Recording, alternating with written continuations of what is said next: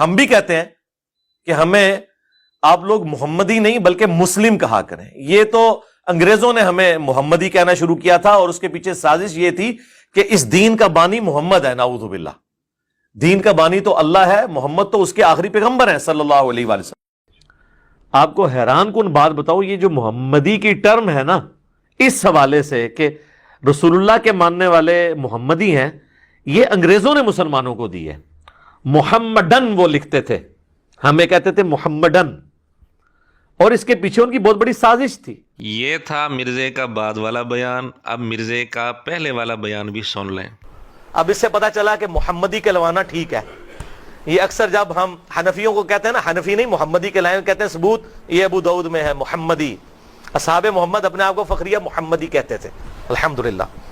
دونوں باتوں میں کتنا بڑا تضاد ہے، لیکن اس کے باوجود مرزے کا دعویٰ یہ ہے کہ مجھے پتہ ہوتا ہے کہ میں نے کس ویڈیو میں کون سی بات کی ہے. میں نکال سکتا ہوں، میں اللہ کے فضل سے مجھے ہزاروں ویڈیوز ہیں نا میری، حافظ قرآن کو اس طرح قرآن یاد نہیں سے مجھے اپنی ویڈیوز کا پتہ ہوتا ہے میں نے کس ویڈیو میں یہ بات کی ہے. تو ثابت ہوا کہ مرزا کے اس طرح کے دعوے ہوائی فائر سے زیادہ حیثیت نہیں رکھتے. اس لیے ہم جہلمی فرقے سے کہتے ہیں کہ مرنے سے پہلے اے جہلمیو کر لو اس پہ غور.